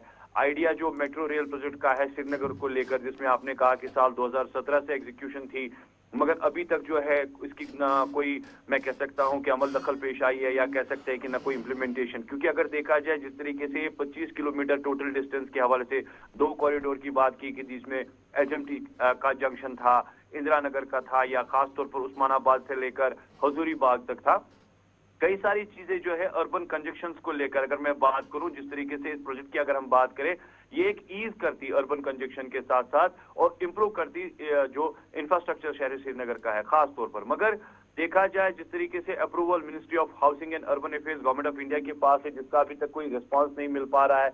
और मैं ये भी बात कहना चाहूंगा, जो ऑनरेबल एमएलए तनवीर सादिक है, उन्होंने भी लेजिस्लेटिव असेंबली में इस बात को रिवाइज किया था कि तकरीबन 4,800 करोड़ को लेकर जो ये प्रोजेक्ट किया गया है, तो इसमें अभी इतनी देरी क्यों है। प्रीपेड के हवाले से अगर मैं राइट्स को लेकर बात करूं तो सबमिशन ऑलरेडी ये चीजें जो है सेंट्रल मिनिस्ट्री ऑफ अप्रूवल के पास गई है, जिनको इस चीज को देखना है, मगर वहां से भी अभी ग्रीन सिग्नल नहीं मिल पा रही है। गवर्नमेंट ने अभी तक इस चीज को क्लियर भी नहीं किया है कि कंस्ट्रक्शन के मामलात हो या दिल्ली मेट्रो रेल कॉर्पोरेशन जो उसके साथ जुड़ती है या फर्म एग्जीक्यूट करती है, उसने भी अभी इम्प्लीमेंटेशन जो है इस प्रोजेक्ट को लेकर नहीं दी है। और साथ ही साथ एडिशनली अगर अथॉरिटीज को लेकर मैं बात करूंगा, ये पेंडिंग अप्रूवल है मगर इसे रिवाइज होना चाहिए था, क्योंकि साल 2017 से हम देख रहे हैं टाइमलाइन पे प्रोजेक्ट है जिसकी अभी भी आईरोज जो है कोई मैं कहूंगा कि इम्प्लीमेंटेशन नहीं है। और कंप्लीशन होने के लिए जो इसका टाइम फिक्स किया गया था वो कब होगा वो भी मालूम नहीं है। कह सकते हैं कि कुछ ना कुछ अभी बात बन नहीं रही है। खास तौर पर हम कह सकते हैं कि सेटलमेंट्स के मामलात को लेकर, रूट मैपिंग को लेकर या प्रोजेक्ट को लेकर, या जिस तरीके से कंपनीज के साथ जो रेल कॉर्पोरेशन का जो डीएमआरसी का जो प्रोजेक्ट है उन फर्म के साथ शायद एग्जीक्यूशन नहीं हो पा रही है। वही वजूहात है कि मेट्रो रेल जो है अभी इसका जो प्रोजेक्ट है उसको अमल में नहीं लाया जा रहा है। और फिलहाल तकरीबन साल 2000 से लेकर 17 से लेकर कह सकते हैं कि 8 साल गुजर चुके हैं और अभी भी जो है कह सकते हैं कि ग्रीन से एक सिग्नल का इंतजार हो रहा है। आसिफ साहब बहुत बहुत शुक्रिया, तफसीलात फराहम कर रहे थे सईद इरफान फाजिल। श्रीनगर में मेट्रो मनसूबा जो अभी भी ताख़ीर का शिकार है, क्योंकि मरकज़ की जानिब से, मुतल्लिका वजारत की जानिब से जिसने पेशरफ्त करनी थी वहाँ से ही मुश्किलात आ रही हैं, तो थोड़ा सा और भी इंतज़ार अभी करना होगा कि वहाँ से कुछ हो तो तभी जाकर लेटेस्ट डेवलपमेंट के या पॉजिटिव रिजल्ट्स की तरफ हम बढ़ सकते हैं। आगे बढ़ते हैं, बात एक और बड़े मंसूबे की। 2 खित्तों को मिलाने की कोशिश थी और एक टनल जिसका ऐलान किया गया था कि साउथ कश्मीर को पीर पंजाल बेल्ट के साथ जोड़ा जाएगा और मुकम्मल तौर पर मुगल रोड के ऊपर ऑल वेदर कनेक्टिविटी रोड बनाने का जो मंसूबा था उसके मुताबिक काम होगा। ये वो सड़क है जो 2 खित्तों को, 2 इलाकों को न सिर्फ जोड़ती है बल्कि जम्मू प्रोविंस के या बाहर से अगर लोग भी आएँ, जिनमें टूरिस्ट हों, कारोबारी हों, आम लोग हों, उनको एक मुतबादिल रास्ता भी उस वक्त पेश करती है जब जम्मू श्रीनगर नेशनल हाईवे बंद होती है। लेकिन दिसंबर का पहला हफ्ता था जब मुगल शाहरा को बर्फबारी की वजह से बंद किया गया था और अभी आज जब हम 18 मार्च की तारीख को आपके सामने खबर रख रहे हैं तो तब भी ये सड़क बंद है। शाहरा बंद रहने से कारोबारी परेशान है, तलबा को परेशानियों का सामना है। बर्फ हटाने का काम हमारी जानकारी के मुताबिक अभी भी शुरू नहीं हो सका है, जिस पर बीआर हुकाम की जानिब से काम शुरू किया जाना है। लेकिन जो मकामी लोग बता रहे हैं कि अभी मुकम्मल तौर पर शायद अगर काम कुछ दिन पहले शुरू होता तो अभी शायद कंप्लीट भी हुआ था, लेकिन बीच में मौसम ने चीज़ें ख़राब की, साथ नहीं दिया और गुज़श्ता 48 घंटों से ख़ित्ते के अंदर मौसम बेहतर हुआ है। बर्फ़ हटाने का काम फौरी तौर मुकम्मल करके शाहरा को काबिल आमदोरफ्त बनाया जाए, मुतालबा मकामी लोगों की जानिब से किया जा रहा है। और मुगल रोड बंद रहने से मुश्किलात इंतज़ामिया को भी आती हैं। अब जैसे जैसे आप मौसम बहार की तरफ जाएंगे, आगे फ्रूट सीजन की तरफ जाएंगे, तो ऐसे में नेशनल हाईवे के ऊपर जम्मू श्रीनगर का जो वाहिद रास्ता था वहाँ मुश्किलात आती हैं। ट्रैफिक जाम या फिर कंजेशन की वजह से कई बार मुश्किलात रहती हैं। ख़राब मौसम में भी पस्सियाँ गिरना और बाकी सारे ये मामलात पेश आते हैं, बाइस मुसीबत बनते हैं। ऐसे में मुगल रोड एक ऑप्शन रहता है कि यहाँ से रास्ता अगर खुला हो तो इंतज़ामिया गाड़ियों को यहाँ से भी छोड़ सकती है, लेकिन रोड अभी भी बंद है। 7-8 तारीख थी दिसंबर की गालिबन, जब शाहरा को बंद करने का ऐलान हुआ था उस वक्त इंतज़ामी सतह पर। अब दोबारा चूँकि एक तवील अरसा गुजर गया है, मौसम अगर एक हफ्ते तक साफ़ रहता है तो इंतज़ामिया फ़ौरी तौर पर काम मुकम्मल करने के बाद इसको थ्रू कर सकती है। शोपियां डिस्ट्रिक्ट एडमिनिस्ट्रेशन और पुंछ डिस्ट्रिक्ट एडमिनिस्ट्रेशन, जिसका एक आप पीर की गली वाली साइड देखेंगे, सुरनकोट वाली साइड, तकरीबन 84 किलोमीटर में से मुगल रोड पर 41 से 42 किलोमीटर का ये जो डिस्टेंस है वो पुंछ एडमिनिस्ट्रेशन के अंडर आता है। बाकी शोपियां वाली साइड, तो दोनों एडमिनिस्ट्रेशन को मिलकर फौरी तौर पर काम करने की ज़रूरत है ताकि लोगों की परेशानी को दूर किया जा सके और एक मुतबादिल भी कारोबारियों को। रमज़ान मुबारक में अगर ये शाहरा इस वक्त खुली होती, कोई वन वे ही होता, तो शायद बहुत हद तक ये अशिया ज़रूरिया के हवाले से मुश्किलात दूर हो सकती थी। बहरहाल मकामी लोगों की जानिब से नाराज़गी का भी इजहार इस काम में ताख़ीर पर किया गया है। मुगल रोड का जहाँ तक ताल्लुक है, मैं तो समझता हूँ कि अब सीज़न बदल चुका है और अब हमारी नायत अदब और आजिज़ी से, इंकसारी से हम रिक्वेस्ट करेंगे डी साहब से, हमसान डी से, कि वो इस मुगल रोड को शुरू करें। लेकिन जम्मू कश्मीर के कंसर्न हेड से हम चाहेंगे कि ये मुगल रोड जल्द खुले और यहाँ पे लोग कारोबार बढ़े, यहाँ पे आना जाना शुरू हो। कोई बीमार है, कोई बच्चे यहाँ से जाते हैं तालीम हासिल करने के लिए, कोई यहाँ से नज़दीक पड़ता है, पुंछ जोरी किता पीर पंजाल के लोगों को वो जाते हैं, वहाँ पे इलाज कराते हैं, बच्चे तालीम हासिल करते हैं, कोई इंटरव्यू होते हैं। ये जो मुगल रोड है ये रजौरी पुंछ की शाहराग है, तो हमारे बहुत सारे लोग जो अभी सफ़र हो रहे हैं, कुछ हमारे जो बीमार लोग हैं वो अपना इलाज करवाने के लिए श्रीनगर में जाते हैं, तो वो भी बड़े सफ़र हो रहे हैं। उसी के साथ साथ टूरिज़्म को भी बड़ा भारी झटका लगता है। और मैं अपने जितने भी रजौरी पुंछ के MLA हैं, मैं उनसे ये रिक्वेस्ट करता हूँ कि असेंबली में मुद्दा उठाएं। तो हम एडमिनिस्ट्रेशन से आग्रह करते हैं कि मुगल रोड को जो है जल्द से जल्द खोला जाए। आप देख रहे हो कि जिला पास के पास आप करगल में लेके मैं जहाँ पर 15-15 फीट बल्कि 20-20 फीट जो है बर्फ पड़ती है, वहाँ पर जो है रोड को खोल दिया जाता है। लेकिन बदकिस्मती की बात है कि यहाँ पर तो 2 फुट और 3 फुट से ज़्यादा बर्फ नहीं है और उसके बावजूद भी यहाँ पर ये रोड को नहीं खोला गया है। तो हमारे लोगों के लिए जो पेशेंट है, खासकर जम्मू पहुँचने के लिए, उनको 250 किलोमीटर का सफर तय करना पड़ता है। जी, मुगल शहरा की बात हो रही थी जहां पर अवाम अपील कर रही है कि जनाब रास्ते को खोल दिया जाए। जहां करगिल शाहरा को खोलने के लिए हम वक्त मैन मशीनरी तैयार रहती है, यहाँ पर उतनी बर्फ तो है नहीं, लेकिन रास्ता को खोल दिया जाए। फिर वक्त हो गया जी आपकी फ़ोन कॉल्स का भी। फटाफट से एक खबर आपके सामने रखते हैं और उसके बाद फ़ोन कॉल्स पर आते हैं और बात करते हैं आपकी और आपके मसाइल की। लेकिन उससे पहले आपको यह भी बताते चले कि जम्मू कश्मीर सीमेंट्स का मामला क्या कुछ है और हुकूमत इंडस्ट्रीज़ महकमे ने किस तरीके से अदाद-ओ-शुमार सामने रखे कि सीमेंट की पैदावार जम्मू कश्मीर के अंदर बढ़ाने के लिए कितनी कंपनियां हमारे पास हैं, कितने इदारे चल रहे हैं। लेकिन हुकूमत का जो अपना इदारा है वो मुकम्मल तौर पर मफलूज हो गया है, बंद हो गया है और अब वो कामकाज बिल्कुल नहीं हो रहा है और उसे आउटसोर्स उसे बेचने की भी बात हो रही है। कुल मिलाकर 25 सीमेंट फैक्ट्रियां इस वक्त ऑपरेशनल है जम्मू कश्मीर के अंदर और उन 25 में से जम्मू कश्मीर सीमेंट्स भी एक कंपनी थी जो पैदावार बनाती थी। लेकिन ये कहा गया कि जनाब पैदावार कम, बिजली सप्लाई ना होने की वजह से जम्मू कश्मीर की जो सरकारी तौर पर जम्मू कश्मीर सीमेंट्स लिमिटेड था, इसे बंद करने का फैसला ले लिया गया है। तमाम ऑपरेशनल सीमेंट्स जो हैं फैक्ट्रीज के वो ख़त्म कर दिए गए हैं और ये साफ कर दिया गया है कि जो MOU एक था, जो कैबिनेट का एक डिसीजन हुआ था, उसके बाद ही ये फैसला लिया गया कि कोविड और फिर दूसर फ्लड और 2016 का अनरेस्ट है, जिसकी वजह से ये सरकारी तौर पर JK सीमेंट्स मुकम्मल तौर पर खसारे में चली गई और फिर इसके एसेट्स को बेचने की भी बात सामने रखी गई और बाज़ाब्ता तौर पर मामला आगे बढ़ा। लेकिन इसके मुकाबले में प्राइवेट सेक्टर में कुल मिलाकर 25 सीमेंट प्लांट्स हैं। 25 में से 5 फिलवक्त फंक्शनल है, 20 फंक्शनल है, 5 जो है वो नॉन फंक्शनल है। और जो फंक्शनल सीमेंट फैक्ट्रियां हैं वो कठुआ के अंदर है, उधमपुर के अंदर है, सांबा के अंदर है, पुलवामा के अंदर है और श्रीनगर के अंदर है। और ऑपरेशनल प्लांट्स जो हैं उनमें त्रम्बू इंडस्ट्रीज़ प्राइवेट लिमिटेड है, शिवालिक सीमेंट इंडस्ट्रीज़ लिमिटेड है, चेतान सीमेंट लिमिटेड्स है और खैबर सीमेंट लिमिटेड्स है। ये कुछ ऐसे बड़े नाम हैं जो मुसलसल तमाम हालातों के बावजूद भी काम करते रहे हैं। और जो दूसरे ब्रांड जो यहाँ अभी चल रहे हैं सीमेंट प्लांट्स के, उनमें JK premier cement works Jammu है, Mehar private cement limiteds Jammu है, इलाही सीमेंट इंडस्ट्रीज अनंतनाग है और दीगर लोग भी है।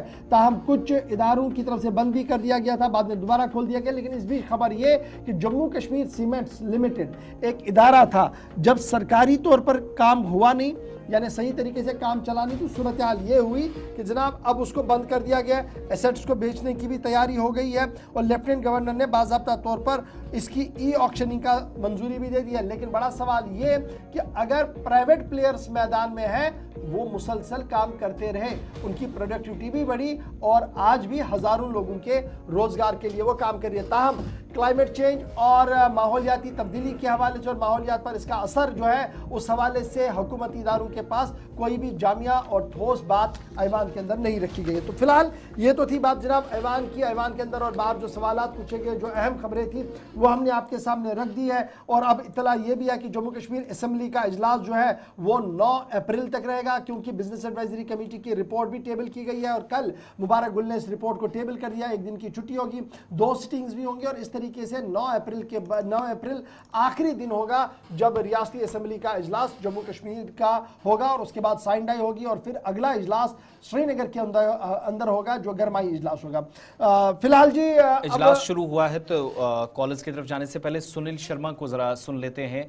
लीडर ऑफ अपोजिशन है, क्योंकि अभी थोड़ी देर बाद सेशन का आगाज होने जा रहा है और leader of opposition Sunil Sharma समेत मुतअद्दिद लोग जो हैं वो मौजूदा सूरत हाल पर और ख़ास तौर पर जो शुरुआत में पहली खबर इस प्रोग्राम में हमने बताई, महाराष्ट्र के अंदर लोगों से हर एक जगह अपील की जा रही है कि किसी भी तरीके से सोशल मीडिया साइट्स के ज़रिए जो आप तक खबरें पहुंच रही हैं, बगैर तस्दीक के आगे पीछे किसी भी ग्रुप या किसी भी प्लेटफॉर्म पर खबर को शेयर ना करें। और अफसोस का भी इजहार इस सूरत हाल पर किया जा रहा है। एलओपी सुनील शर्मा को जरा सुनिएगा और उसके बाद सीधा कॉलर्स आपकी पहली कॉल प्रोग्राम में शामिल करेंगे। तो नागपुर में जो हिंसा हुई है किस तरीके से? देखिए, उसका हम बहुत ही निंदा करते हैं, खंडन करते हैं। किसी भी देश, किसी भी समाज और किसी भी टेरिटरी के लिए इस प्रकार की घटनाएं वहाँ के डेवलपमेंट का या वहाँ के विकास को रोकती हैं।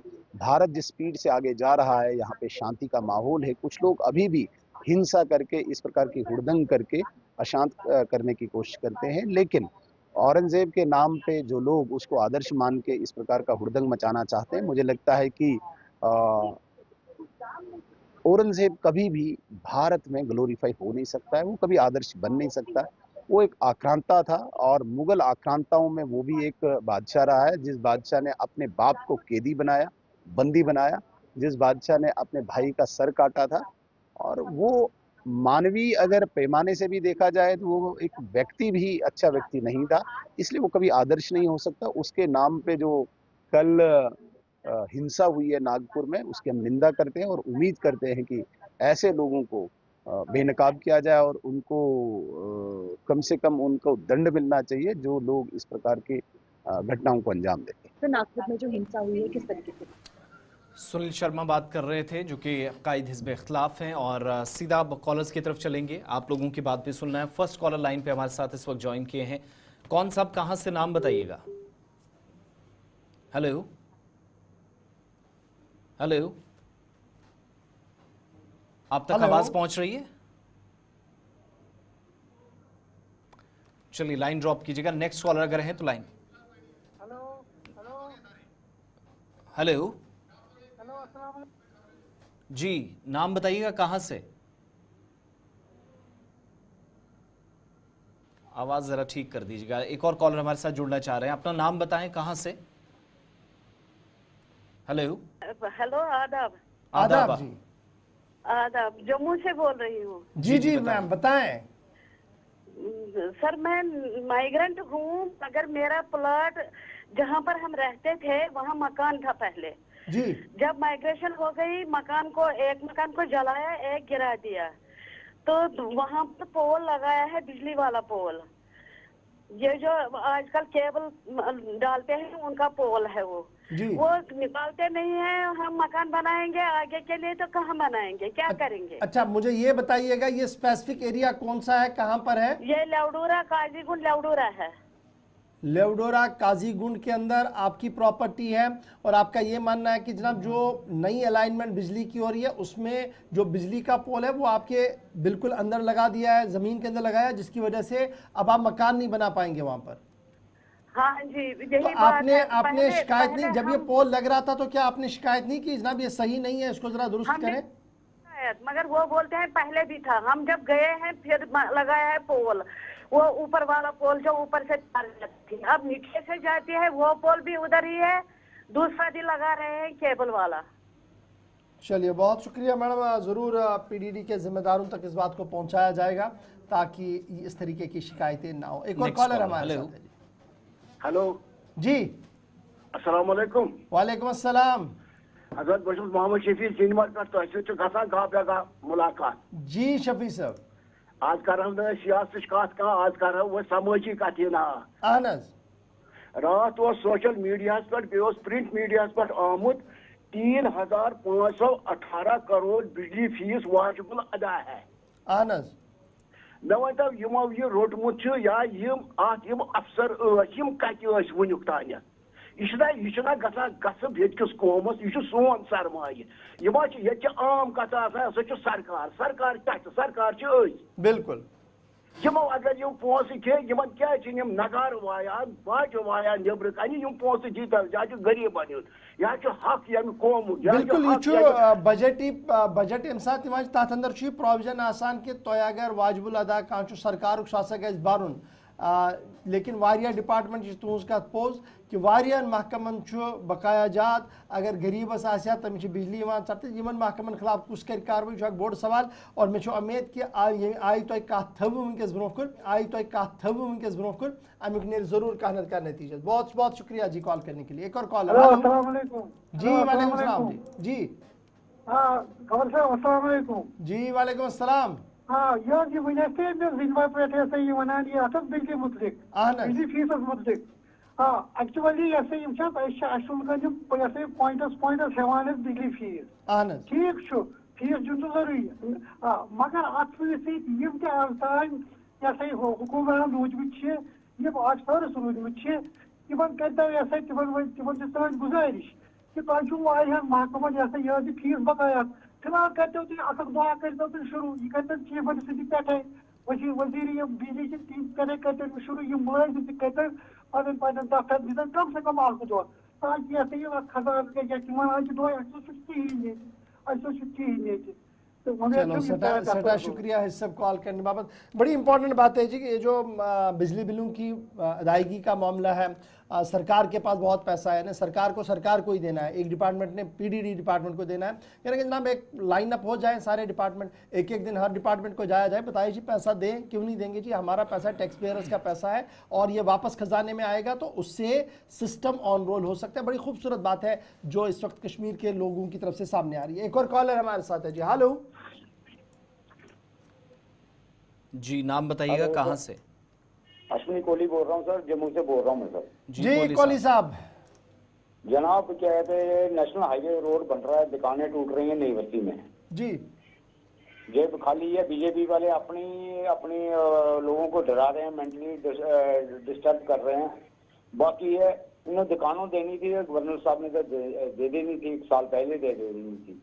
हमारा भी 2 खोखे तोड़े थे 2019 में, उसमें बोला हमें भी शामिल करो, इनको मिलेगा बेरोजगार भी करके रखा हो। हम भी फड़ी लगाते थे, सब्जी की दुकान लगाते थे, अभी तक हमें दुकान नहीं मिली, ना खोखा मिला। वो भी नाले के ऊपर ही है ना, क्रोचमेंट के ऊपर ही है ना, वो भी दुकानें नई बस्ती की जितने भी है। तो आपके कहने का ये मतलब है कि जनाब अगर उनको मिल रहा है तो आपको भी उसमें इंक्लूड किया जाए, क्योंकि आपका भी रोजगार उसमें मारा गया है। बिल्कुल बिल्कुल बिल्कुल, हमने उमर साहब से भी आगे दुआ की, मैडम महबूबा जी के आगे दुआ की। हम तो यही कह रहे हैं जम्मू वालों को, हमें अभी तक मुसलमानों लोगों ने इतना तंग नहीं किया जितना बीजेपी वाले हमें तंग कर रहे हैं। चलिए बहुत शुक्रिया सर कॉल करने के लिए। एक और कॉलर हमारे साथ है जी। हेलो कौन साहब कहाँ से, नाम बताइएगा? मोहम्मद रमजान डार मड़वा से। जी डार साहब। जी डार साहब बताएं। जी मड़वा एक सब डिवीजन है डिस्ट्रिक्ट किश्तवाड़ में जी। यहाँ अभी तक जो बिजली का मसला है जी, वो अभी तक यहाँ बिजली दी नहीं गई। न यहाँ पर रोड है न टेलीकम्युनिकेशन है। कौन सा तो इलाका? इसके मतलब अभी तक इंतजाम नहीं किया गए हैं सरकार की तरफ से। अच्छा ये प्रॉपर कौन सा गांव है जो आप बता रहे हैं? बस ये मड़वा है सर, मड़वा पूरा इलाका है, सब डिवीजन मड़वा। अच्छा, सब डिवीजन मड़वा में है। हाँ सर। चलिए, आपकी एमएलए तक ये आवाज़ आपकी पहुंचाई जाएगी ताकि कहीं ना कहीं ऐवान तक ये बात पहुंचे, ऐवान के रिकॉर्ड्स पर रहे, और ताकि हुकूमत, जो मरकज़ी हुकूमत है, जिनके पास इंफॉर्मेशन टेक्नोलॉजी है, ये तमाम सिस्टम जो देख रहे हैं, उन तक भी ये बात जाए। हम कोशिश करेंगे कि आपकी आवाज़ को वहाँ तक ज़रूर पहुँचाया जाए। एक और कॉलर है जी। हेलो, कौन साहब, कहाँ से, नाम बताएं। हेलो। जी, अस्सलाम वालेकुम। जी वालेकुम सलाम। मेरा नाम इंसाफ मोहम्मद है। जी जी, मैं जम्मू से बोल रहा हूँ। जी बताएं। जी, मेरा बिजली का बिल दिसंबर का था 1425 रुपया सर। ओके। तो सर अब ये फरवरी महीने का आ गया 5300 रुपया, बढ़ के आया है। जी हाँ, फरवरी सर दिसंबर महीने का 1425। तो कनेक्शन आपने सेम यूज किया है? जो सर फरवरी महीने का है सर, मेरा आया है ये क्या नाम है इसका 5325। अच्छा, और अब ये एक चीज मुझे बताइए, मीटर आपका लगा है कंप्लीट? जी सर, लगा हुआ है। तो एक बार जरा मीटर को दिखवा दीजिएगा उनको, जेई साहब को बताएं कि देखें कहीं चेक कीजिए, कहीं ज्यादा यूज तो नहीं हुआ आपकी तरफ से। हाँ सर, वो रीडिंग ज्यादा कर रहा है। रीडिंग ज़्यादा करना है, इसलिए मेरा शक यही था कि शायद मीटर में कोई प्रॉब्लम है। तो आपने ना तुरंत आपका जो जेई है कंसर्न, वहाँ पर जाइए, एक एप्लीकेशन मूव करवाइए, और फिर ऑटोमेटिकली वो आपका ये रैंडम भी करेंगे, इसमें कम भी करेंगे इसमें बिल को। लेकिन आपने एक बार तहरीरी तौर पर रिटन में वो देना पड़ेगा कि मुझे जी शक है जी, इसमें रीडिंग में कोई प्रॉब्लम आ रही है, शायद ये ख़राब हुआ है। नेक्स्ट कॉलर, लास्ट कॉलर हमारे साथ लाइन पे है। जी वालेकुम अस्सलाम।